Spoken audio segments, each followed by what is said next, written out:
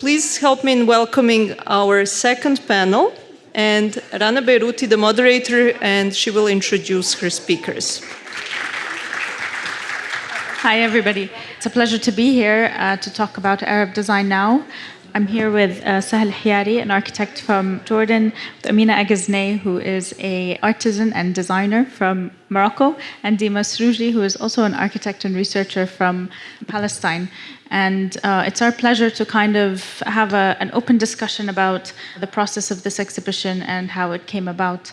So if you've had a chance to see the show, one thing I've been saying all day is that it really, the conversation about design in the Arab world starts with a conversation about the land. And so that's where the show starts. And as you move forward into the space, you start to see how Arab designers are harvesting material from the land, inspired by the land, and also very conscious of their impact on the environment and the geography that we live in. So I'd like to maybe start the panel discussion with a question about that. The three panelists here each have made works using very unique materials and have based their practice on that. So I'd like to start maybe with just a general question, if you can introduce yourselves, your practice, your material of choice, and how that material has come to inform your practice at a larger level. So you want to start, Dima? Sure. Can everyone hear me? Yeah. As Rana said, my name is Dima Srouji. I'm a Palestinian architect currently based in London. I'm teaching the Masters of City Design Studio at the Royal College of Art. And my teaching and my practice kind of both deal with questions of cultural heritage in Palestine specifically, really dealing with material culture of the ground as a lens in which we can research from and also imagine a kind of a speculative future for Palestine. So what I do is kind of really dive deep into a single material. Been working with glass for many years, for almost 10 years with glass blowers from Palestine. And really using that material as a lens to do kind of a very deep research. So the history of glass, for example, starts in Palestine. The first glass blowers in the world started doing glass blowing just south of the river of Akka because of the rich silica in the water and in the sand there.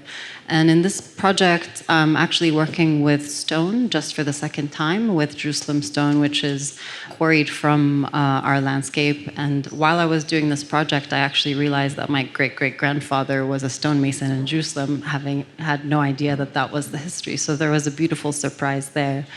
And the project is a second iteration of a project that I started last year for the Islamic Art Biennial in Jeddah, called Maintaining the Sacred. And what Maintaining the Sacred is about is really honoring the craftsmen that have been working for centuries in the region, dealing with techniques that are forgotten and kind of rare now to work with, like plaster carving and stone carving, glass inlays in windows that are understudied. And this iteration of the project is really inspired by the city of Jerusalem, where I lived for many years, and imagining a future reality of Jerusalem hundreds of years in the future, and trying to imagine what that kind of archaeology might look like. So it's essentially a future archaeology of Palestinian Jerusalem, imagining monuments that don't exist yet, kind of combining that with monuments that are present now, and working also with glass, so the panels are perforated as well, and it's a kind of combination with the two materials that I've been working on for a long time. And the idea of both projects is really just to be optimistic. People always ask me about how the current situation in Palestine is affecting my practice, and the most difficult part is really like trying to hold on to the optimism, and I think that's something that design can do, that can keep us existing and living and making sure that our cultural heritage is not erased. So the idea of really what we were trying to do here, and what a lot of the other Palestinian designers have been trying to do for a long time, is making sure that we're not exterminated and that our culture maintaining in general. Yeah, thank you. Yeah, absolutely, yeah. Amina? Okay, Amina أگمزناي. I used to be an architect in a previous life. But became an artisan créateur, and I can say that now I'm an artist. And how would I describe myself? I guess it's working with communities, so the collaborative approach is very important in my practice. And I love using materials. What I would say is taking a raw material and creating my own matter, basically. So matter and structure are very important in my narrative. For this project, it's based on a story with the architect Salima Naji, very important, who's exhibiting in not too far away from where I'm showing the work. Yeah, Salima is the one that did the Adobe structures on the ground floor, if you've seen them, the two Adobe pavilions. Yeah, it's very important because it's really, if we talk about collaboration, and it starts there. And she introduced me to this region, the Souss Massa region in Morocco, in the south of Morocco, in the province of Tata. And while she was renovating this qsor, so this project took place in a qsor, which is an old fortified village, I'll say partially in ruins. And she was renovating with the fathers, brothers, and the sons. And she asked me to join in this project to work with the women weavers of the village is called Tiskmoudin. So it was really interesting because we were working on parallel, and at one point I was like, well, this semi-abandoned village would be really nice if I reacquainted the ladies, the master weavers, with their qsor, because they usually, I forgot to mention that it's an oasis, so they usually cross it to go into, they cross the qsor to go into the oasis. So it was really wonderful to see them taking photos with their phone. It's a rural area, okay, and talking about how they used to live in this qsor, etc., etc. So I'm talking about this because in my work, does it have a function? I think it has a function because it's hopefully showing the intangible, the process, the stories.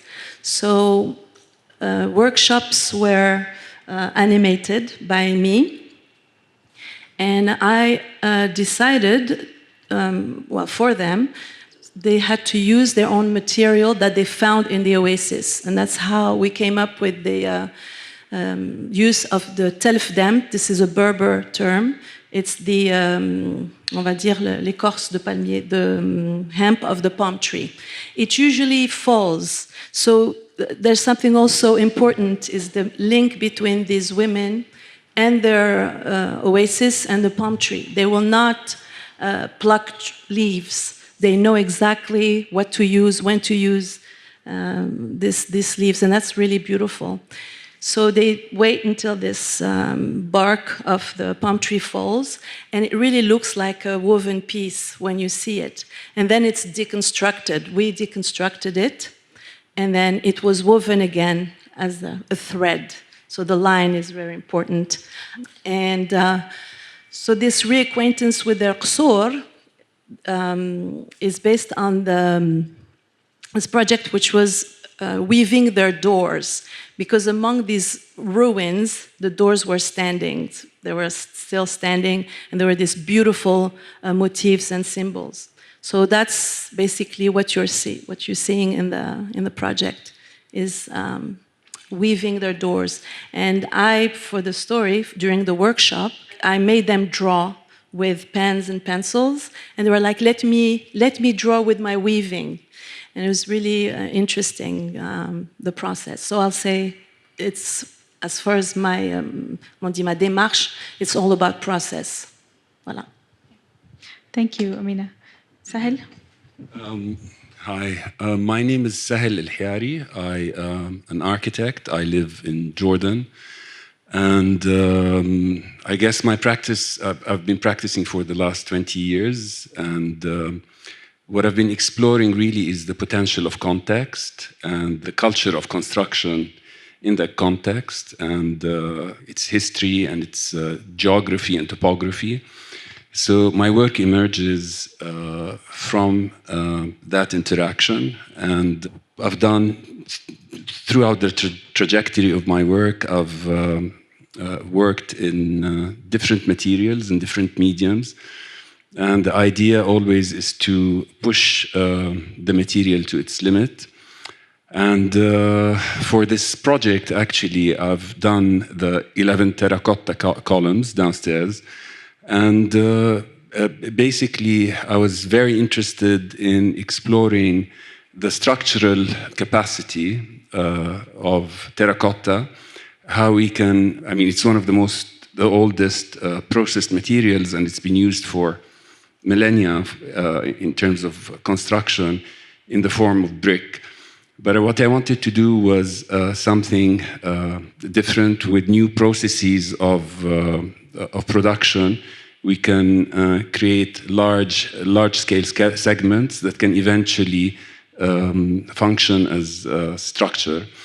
So what we did was, and I've worked with Mueller Industries, who they actually produce bricks, and I worked with them to produce the pieces downstairs, and it was through a process of extruded clay. The idea also was to kind of allow the material to form itself and to give its own expression and not to intervene too much in its behavior, so therefore you see a lot of slumping and a lot of turning and twisting, and then it's controlled through a series of cuts that then, allow the pieces to fit on top of one another and to form its final form.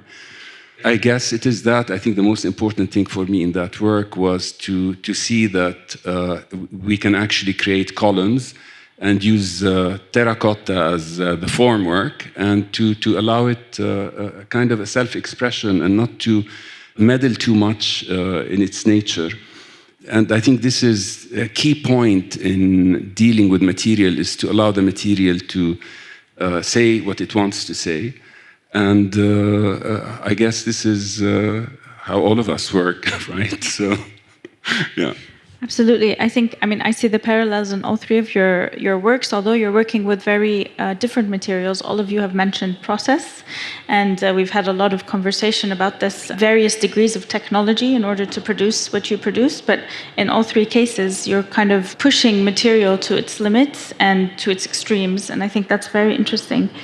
One question that I've been getting a lot in the past week, and we've also engaged in dialogues throughout the last year on this topic, is this very multidisciplinary aspect of the works that are being created, particularly for this show. So all of you have backgrounds in architecture, but you've all gone in various different ways.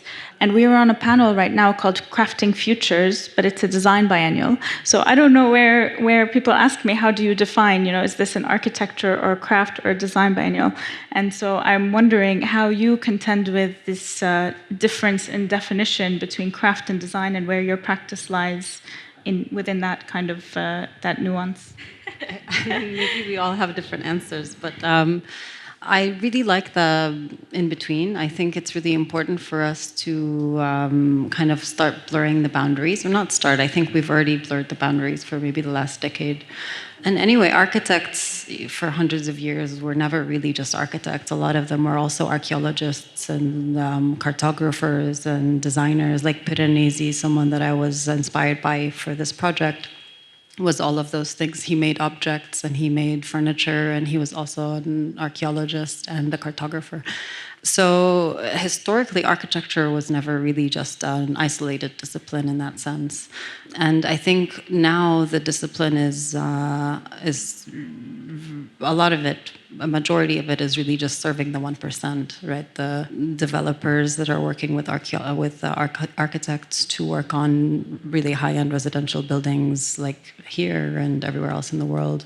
So it's a question of how can we serve the rest of the community, especially the communities that are closest to us. And I think it's a matter of scale also, where you have much more intimacy with objects than you might with larger structures. In my case, at least, I feel like a project that I started with glass blowing hollow forms made me feel much more intimate to my spaces around me, and especially in relation to relearning Palestine when I first moved back after many years.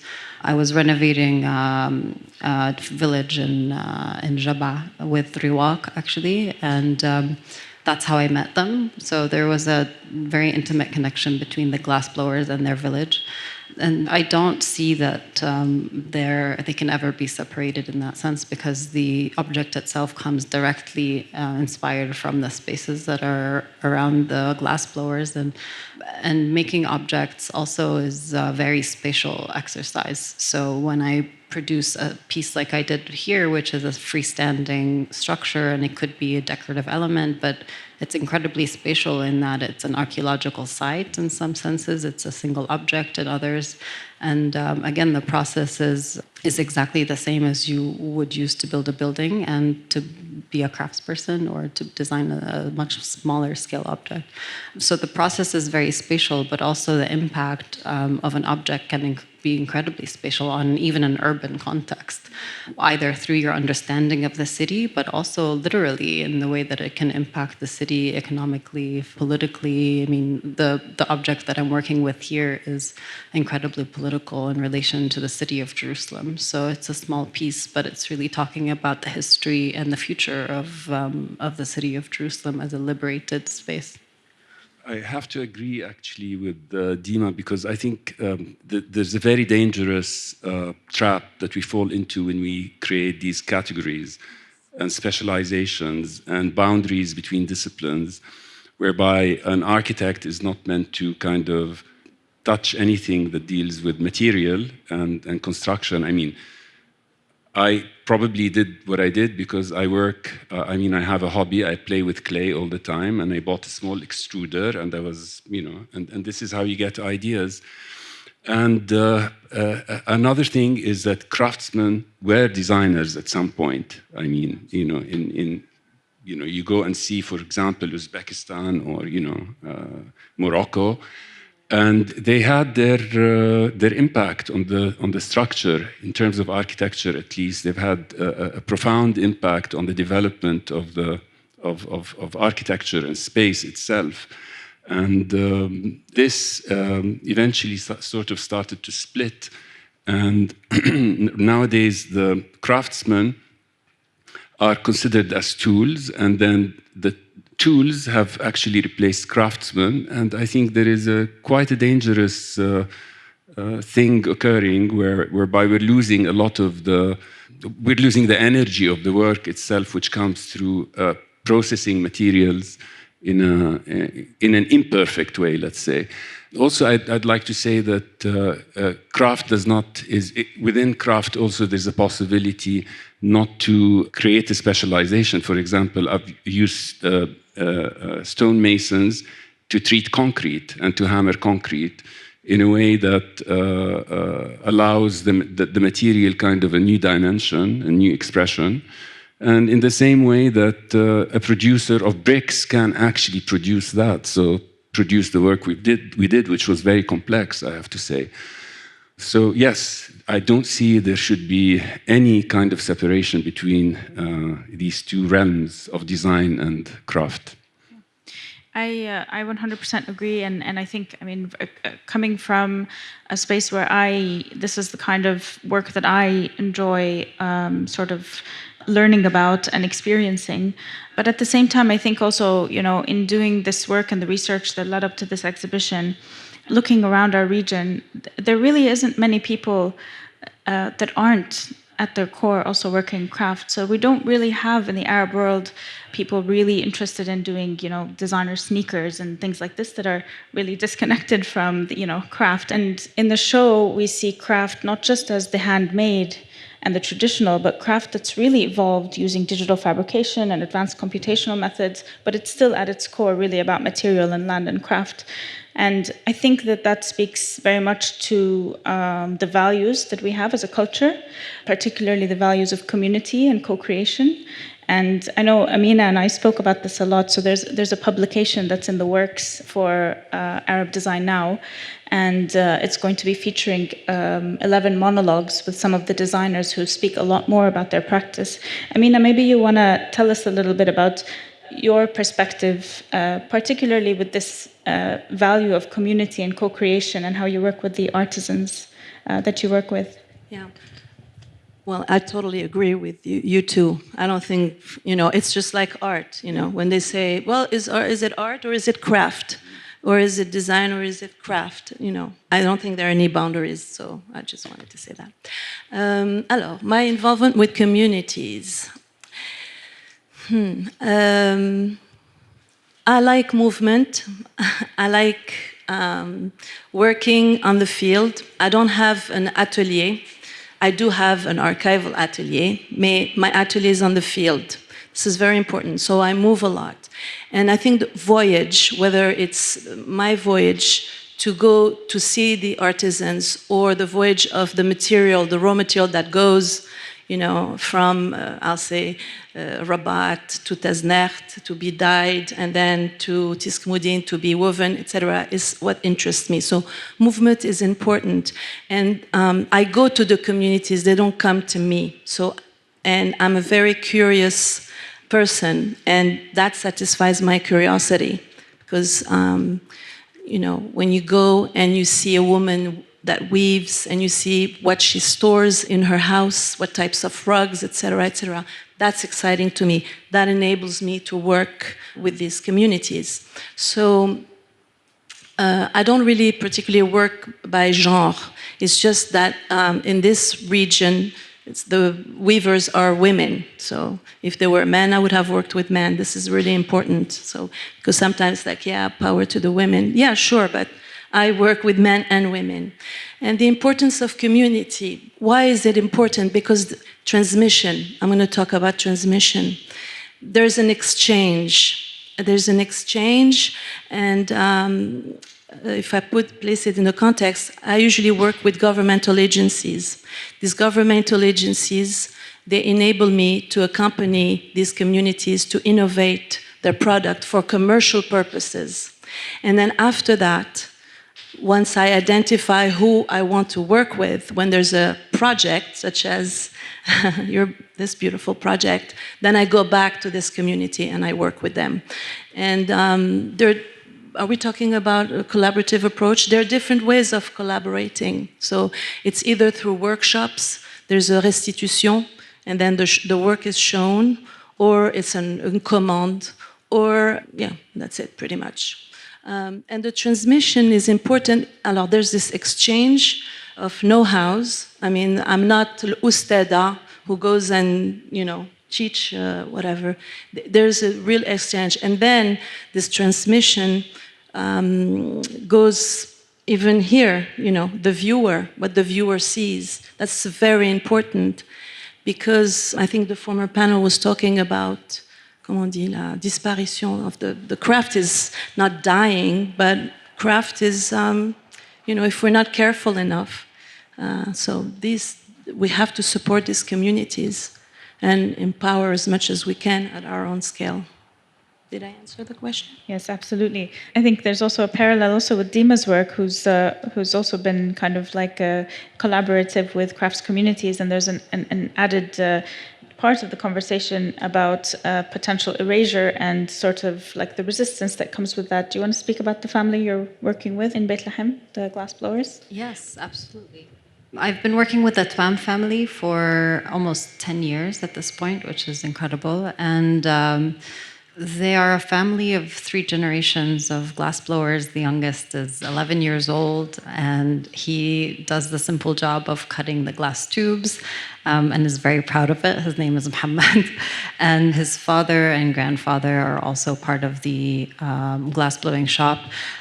They've been working for 40 years at this point in the same shop. It's a shop inside their home. They have one furnace and work with borosilicate glass, which are these pipes that come in as raw material, and they're blown in-house in the studio, which is very different than traditional glass blowing in Palestine, which is the Hebron technique. But I wanted to work with them because I think there's something really nice about also not being frozen in time with traditional materials. It's important to also kind of acknowledge that there are contemporary techniques that we can borrow and move the craft forward through new methods and not really shy away from that.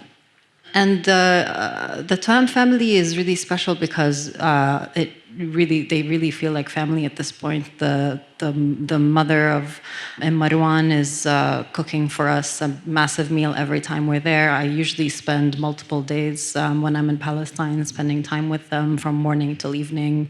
The collaboration process is truly collaborative in that I don't know very much about glassblowing. You know, they've been doing this for multiple decades. And as a designer, I don't have many tools other than a kind of imagination of what kind of form I'm interested in producing. But because they know the material so well, they think I'm crazy because a lot of the things that I want to produce are just impossible because either the glass will crack or it's impossible to add 17 different arms to a single sphere without the glass kind of wanting to give up.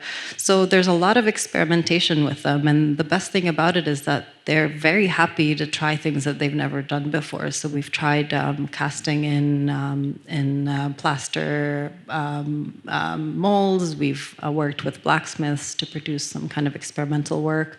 And the best part is also that over the years, and through our work together, we've brought them to travel to different museum openings and do workshops in Dubai with Irthi Council, who have also been very supportive of Hollow Forms.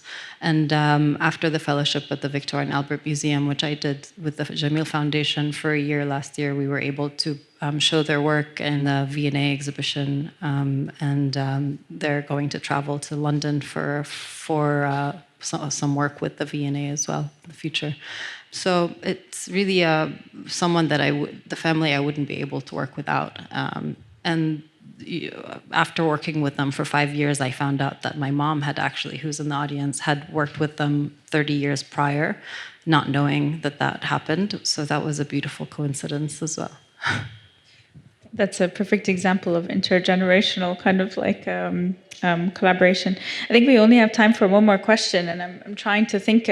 I wish I could put all of the designers in the show on the stage and have them share their stories, because there's just so much depth to each of the pieces in the show and so much research that's been done.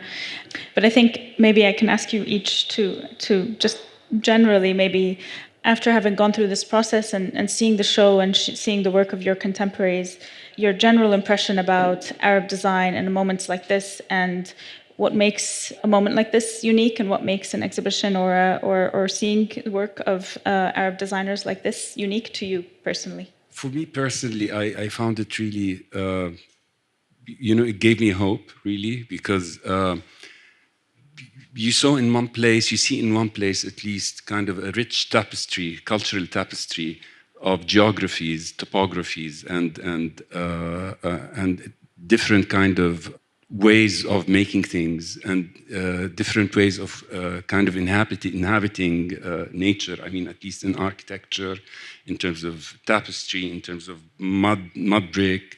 And I thought that was really quite beautiful, really, the combination and the variety that you have, that it's not kind of, you can't really paint it with a broad brush and say, this is what's happening in the Middle East. There is so much happening. And I think this is part of the DNA of the region, which has always absorbed various influences from all over the world. It's completely open to the world. And it really felt as if I'm in the center, really, rather than the margin of the world. And because we really are, I think, with everything going on. So, but it was really inspiring, and I would love to see more of this happening in the region, and more collaborations, and a pursuit kind of quality and we saw a lot of quality as well, and that's very important. Yeah, so. I'll say it's meeting the people. That's really important, because it always comes back either to the artisan or the designer or the artist or the architect. It's meeting people and not feeling alone in how we how we work. That's really important, and it's magical. I mean, we're all gathered in one space with our pièces, œuvre, and yeah. It's about the people for me, anyway. I think for me, what's really special about it is that as much work as everyone is producing, it's actually a very small number of people that are involved, which is really nice. It feels like a very tight-knit community in some ways, but every single year there's a change in size, so it's growing over time. And you directed أگمزناي Week from 2017 onward, or 2016 onwards, and almost the same people are here now, but the family has kind of grown, and I think it's the best part is kind of maintaining the relationships with everybody else over the years and finding mentors and finding very intimate relationships with all the designers, and yeah, meeting new people along the way every time. Yeah, I think that's very true. I think even for me, you know, I've known what works are going to be in the show since like last July, but you know, coming and seeing it in place, I think. Overwhelmingly, when we were doing أگمزناي Week, the word I used to hear was hope, which is a word that Sahel just used. But it's funny because this year, the word that I hear the most is power. And there's a lot of power in the room, and I think that's really great given everything that's been happening over the past 5 years, you know, from Syria, Iraq, Lebanon, Palestine. Seeing everybody come together from all over the world. There are some Arab designers from, you know, from the US, from Europe, coming back to the region and saying, wow, this is really incredible to be together. So hats off to all of you, if you're in the audience, the designers of Arab Design Now.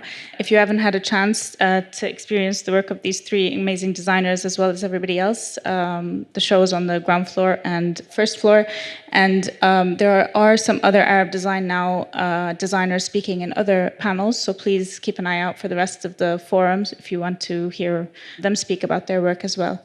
So with that, I say thank you. Thank you. Thank you. Thank you.